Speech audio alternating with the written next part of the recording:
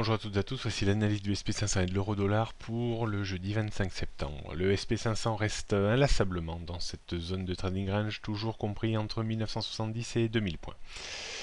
La tentative de débordement des 2000 points il y a quelques jours a été couronnée d'infortune et l'indice est revenu rapidement à l'intérieur de cette zone de trading range.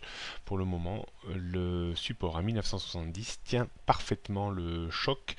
On verra dans les prochaines heures s'il y a de nouveau une tentative de débordement des 2000 points.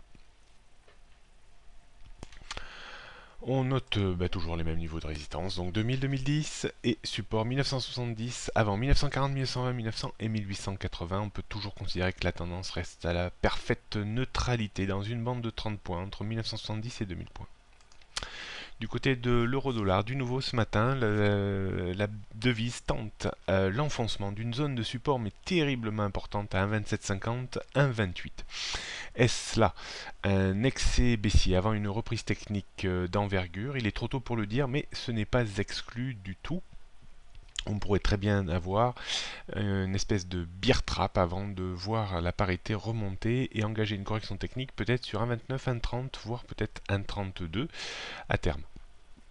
Pour le moment, on va observer et être attentiste sur la rupture confirmée ou pas de 1,2750, 1,28. La clôture hebdomadaire sera très très importante. Une clôture hebdomadaire au-dessus de 1,28 signifierait très probablement une reprise technique à venir de l'euro-dollar en direction des niveaux évoqués à 1,29, voire 1,30, voire un peu plus haut. Donc résistance 1,28, 1,29, 1,30, 1,31, 1,32, quasiment tous les 100 pips maintenant. Support 1,26, 60. La tendance reste très baissière en dessous de 1,32. On maintiendra ce niveau-là. On pourrait la baisser un petit peu, mais pour le moment, on va rester sur 1,32. Prochaine analyse demain vendredi. Bonne journée à toutes et à tous.